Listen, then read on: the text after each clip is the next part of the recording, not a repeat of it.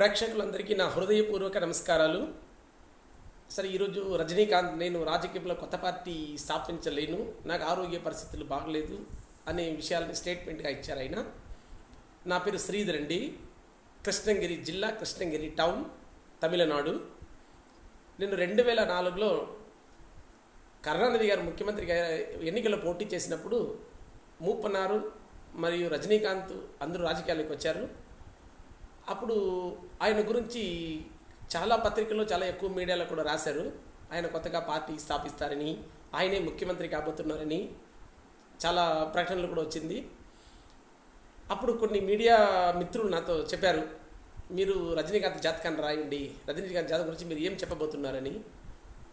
అప్పుడు నేను రాశానండి, 2004లో రాశాను. రజనీకాంత్ గారు వేరే పార్టీకి ఏమైనా హెల్ప్ చేయొచ్చు, కానీ ఆయన ఎప్పటికీ ప్రత్యేకంగా ఒక పార్టీ పెట్టలేరు, ఒక పార్టీ స్థాపించే పరిస్థితి లేదు, ఆయన జాతకంలో లేదు అని వివరంగా చెప్పడం కూడా జరిగింది. ఆ తర్వాత ఈ 16 సంవత్సరాలుగా ఎప్పుడు పార్టీ పెట్టబోతున్నారు, ఎప్పుడు పార్టీ పెట్టారు చాలా ఆసక్తితో తమిళనాడు ప్రజలు మాత్రమే కాకుండా భారతదేశంలో ప్రతి రాష్ట్రంలోని ప్రతి ఒక్కరు కూడా ఎదురు చూశారు.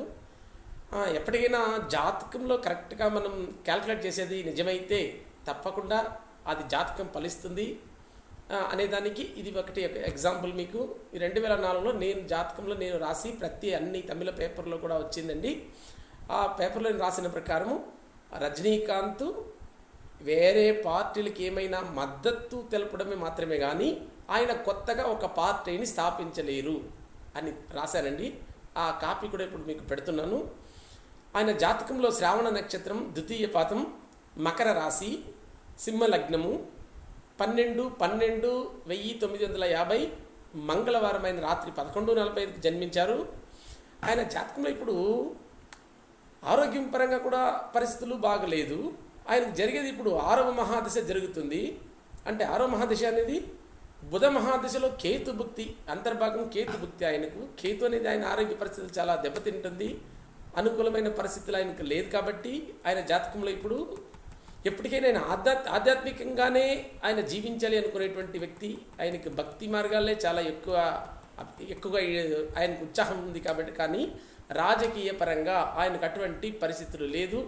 ఏదో కొంతమంది ఆయన ఉత్సాహపరిచి ఏదైనా పార్టీ పెడుతున్నారేమో అని చెప్పారు, కానీ ఆయన వీటిపైన సుముఖంగా లేరు అన్నది మాత్రం నిజమే. ఇప్పటికే కాదని ఎప్పటికైనా నటుడు రజనీకాంత్ గారు కొత్త పార్టీ స్థాపించలేరు అనే విషయాన్ని 16 సంవత్సరాలకు ముందుగానే నేను అన్ని పత్రికలకు రాశాను. ఇప్పుడు ఆయన గ్రహస్థితులు కూడా బాగలేదు. 2వ స్థానానికి అధిపతి బుధుడు పంచమ స్థానంలో శుక్రునితో ఉన్నారు కాబట్టి ఆయన కళల్లో ఎంత ప్రాధాన్యత చెంది చాలా పెద్ద స్థాయికి ఎదిగినా కూడా రాజకీయాల్లో రాణించలేరు.